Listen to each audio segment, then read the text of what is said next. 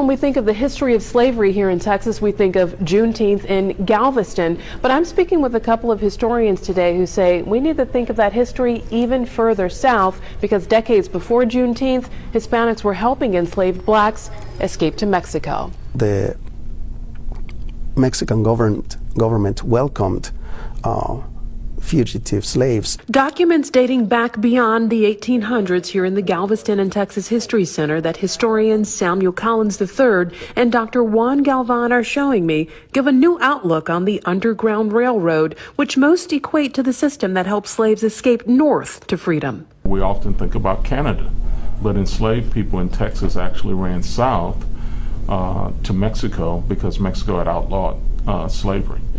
Although not everyone describes the help Hispanics gave as work on the railroad. Because when you say Underground Railroad, that implies a network as sophisticated as the one to Canada. But Dr. Galvan says research shows Hispanic abolitionists were well organized, as many came together to help thousands of enslaved blacks in Texas make it to freedom in Mexico. There were many marriages between Mexican men and African-American enslaved women. Part of the story is that people were not just waiting to be rescued.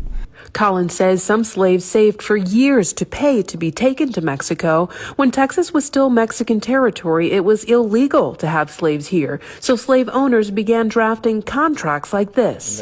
The papers would claim the people listed, including some as young as 3 years old, agreed to work for them for life.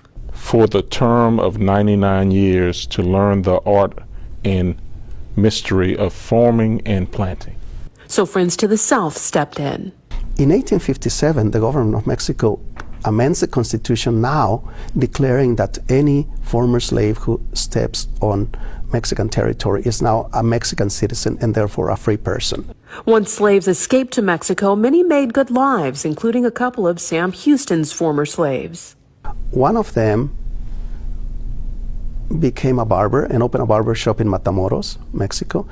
Another one became an officer in the Mexican Army. And these are just a few of the books available on the topic. The historians are encouraging you to head to the library and get to know the information for yourself.